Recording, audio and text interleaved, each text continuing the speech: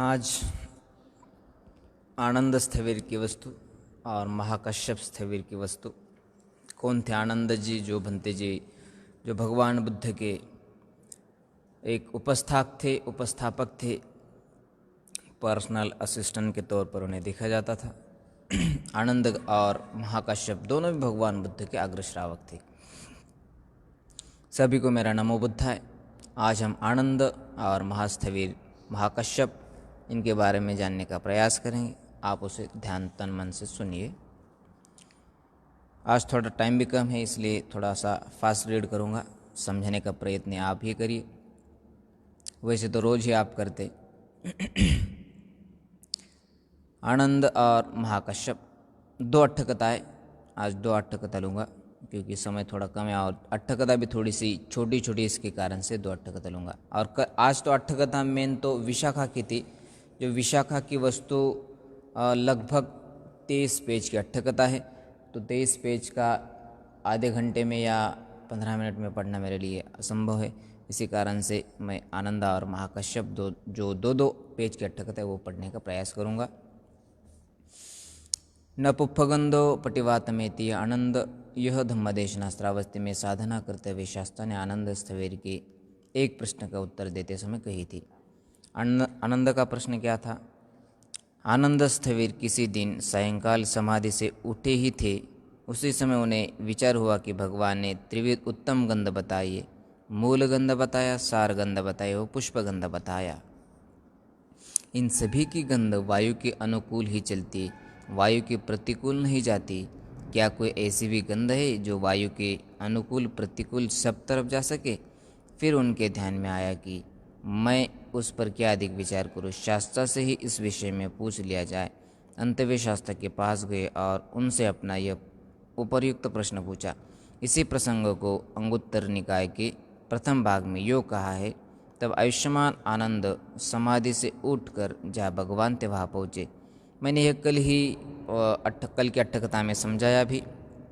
आनंद का प्रश्न था कि शीलगंध, मूलगंध, सारगंध या पुष्पगंध कौन सा गंध श्रेष्ठ होता है? तो भगवान बुद्ध का जवाब होता है शीलगंध। मनुष्य का शीलगंध, शीलवंत का शीलगंध सबसे श्रेष्ठ होता है, अनुपम होता है और सर्वोत्तम और उत्तमों से भी उत्तम, उच्चतर से भी सर्वोच्च होता है। यदि आप शीलवान हो तो शीलवान की ख्याति जहाँ तहाँ होती, विद्वान सर्वत्र पूजते। यदि आपको ये उक्ति मालूम हो। तब आयुष्मान आनंद समाधि से उठकर जहाँ भगवान थे वहाँ पहुँचकर भगवान को प्रणाम कर एक तरफ बैठ गए। एक तरफ बैठे आयुष्मान आनंद ने भगवान से पूछा, भंते ये 3 गंध समूह हैं जिन्हें आप बताया, जिनका गंध वायु के अनुकूल ही चलता है, प्रतिकूल नहीं जाता। कौन से 3 गंध कहे? मूल गंध, सार गंध एवं पुष्पगंध। भंते ये 3 गंध समूह हैं जिनका हवा के अनुकूल जाना आपने कहा है, प्रतिकूल नहीं जाते। क्या भंते ऐसा भी कोई गंध समूह है जिसका चलन वायु के अनुकूल प्रतिकूल दोनों तरफ, चारों तरफ, सभी तरफ जाता हो? तो भगवान का उत्तर आप सुनिए, आपके लिए प्रेरणादायी साबित होगा। तब भगवान कहते इस प्रश्न का उत्तर देते हुए, हाँ आनंद, हे ऐसा भी एक गंध समूह है जो वायु के अनुकूल भी, वायु के प्रतिकूल भी तथा वायु के अनुकूल प्रतिकूल दोनों तरफ चलता है। भंते वह कौन सा गंध है जो दोनों तरफ चलता है? आनंद, शील गंध। यह आनंद जिस ग्राम या निगम में स्त्री या पुरुष बुद्ध की शरण में जाता है, धम्म की शरण में, संघ की शरण में जाता है, प्राणातिपात हिंसा से प्रतिविरत होता है, अदत्ता दान माने चोरी से विरत होता है, काम भोगो माने मिथ्याचार, व्यभिचार, बलात्कार इत्यादि से मुक्त होता है या विरत रहता है, मृषावाद माने असत्य भाषण से विरत रहता है, सूरा मेरय मद्यपान आदि प्रमाद स्थानों से विरत रहता है, शीलवान होता है, सदाचारी रहता है, कल्याण धर्म का पालन करता है, शुभ कर्म करने वाला होता है, दुर्गुण एवं आश्चर्य रहित चित्त से गृहस्थ धर्म का पालन करता है, दान करता है, इंद्रियों पर संयम रखता है, त्याग करता है, योग में निष्ठावान एवं विविध त्रिविध दान में लगा रहता है। ऐसे पुरुष का सर्वत्र सभी दिशाओं में श्रमण ब्राह्मण विद्वान गुण कीर्तन करते हैं, इस ग्राम या निगम में पूर्ववत विविध दान देने में लगा रहता है, ऐसे पुरुष का सर्वत्र सभी दिशाओं में देवता भी गुण कीर्तन करते हैं कि इस ग्राम या निगम में पूर्ववत विविध दान देने में लगा रहता है। आनंद यह वह गंध समूह है जिसका वायु के अनुकूल एवं प्रतिकूल जाना संभव होता है। यह कहकर भगवान ने दो गाथाएं कही। न पुप्फगन्धो पटिवातमेति न चन्दनं तगरमल्लिका वा शतञ्च गन्धो पटिवातमेति सब्बादिशा सपुरुषोपवायति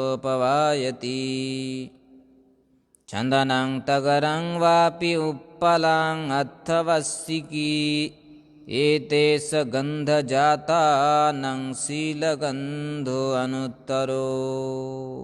देखिए भगवान ने क्या कहा, अब उसका अर्थ जानेंगे। पुष्पों की गंध वायु के विपरीत नहीं जाती, जिधर वायु जाती है उधर पुष्प की गंध जाती है। इसी तरह चंदन, तगर, मल्लिका या जूही की गंध भी वायु के प्रतिकूल नहीं जा सकती, परंतु सज्जनों शिलवानों की गुण प्रशंसा की गंध वायु के प्रतिकूल भी चली जाती है। इस तरह सज्जन अपने शील के कारण सभी दिशाओं में, दसों दिशाओं में व्याप्त रहकर प्रशंसा प्राप्त करता है। इसी कारण से आपको भी शीलवान, शीलवंत, शील धन संपत्ति का परिपालन करना चाहिए, अनुपालन करना चाहिए। यही सबसे बड़ी श्रेष्ठ संपत्ति। ये शील संपत्ति आपको दुर्गति ले जाएगी। यह शील संपत्ति आपको, यदि शील संपत्ति अच्छी होगी तो आपको सद्गति, सुगति प्राप्त कराएगी। यदि आपकी शील संपत्ति दूषित हो, दुष्ट हो, भंगित हुई हो या भंग हो, शील भंग हुआ हो, तो आपको दुर्गति की तरफ ले जाएगी। इसी कारण से आपको शीलवान बनना सबसे श्रेष्ठ माना गया in Buddhism, not only in Buddhism but also in any religion, any धर्म।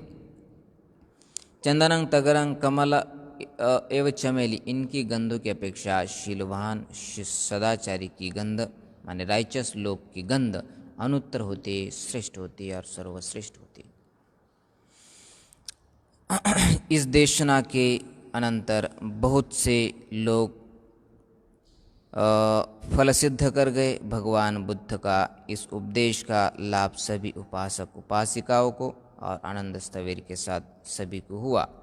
आनंद स्थवीर तो वैसे ही श्रोतापन्न थे ही पहले से। अगली महाकाश्यप की अट्ठकथा, ये भी छोटी सी अट्ठकथा, ये भी समाप्त करने का प्रयास करूंगा, आप उसे अच्छे तन मंथन से सुनिए। अपमत्तो अयंगंधो, यह धम्मदेशना शास्त्र ने वेणुवन राजगृह में साधना करते हुए महाकाश्यप स्थवीर के पिंडपात दान को उद्देश्य करके कही थी।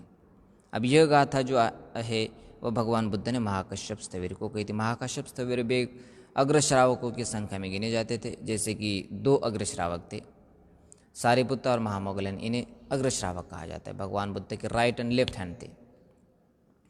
और महाश्रावक 80 थे। महाश्रावकों में 80 श्रावकों में यह महास्थवीर, महाकाश्यप और आनंद स्थवीर भी गिने जाते हैं। महास्थवीर को उपदेश क्या दिया, देखिए आप सुनिए। पिंडपात को उद्देश्य करके महाकाश्यप स्थवीर को भगवान ने यह गाथा उद्देश्य करके कही थी। अप्सराओं से भिक्षा लेना अस्वीकार। स्थवीर एक दिन, महाकाश्यप एक दिन सप्ताह के बाद समाधि से उठकर यह सोचते हुए कि अब मैं राजगृह में क्रमश भिक्षा करूंगा। राजगृह से उठकर यह सोचते हुए कि मैं राजगृह में भिक्षा करूंगा, राजगृह की तरफ भिक्षाचर्या के लिए चल पड़े। उस समय देवराज शक्र की रक्त गुलाबी पैरों वाली 500 अप्सराएं स्थवीर को भिक्षा देंगी। इस संकल्प से उत्साहित होकर 500 भोजन की थालियां परोस सजाकर उनके मार्ग में आकर खड़ी हो गई और बोली, बनते ये भिक्षा हमारी ओर से ग्रहण कीजिए और हमें अपनी उपासिकाओं की श्रेणी में रख लीजिए। देखिए उस समय कितना अच्छा रिवाज था।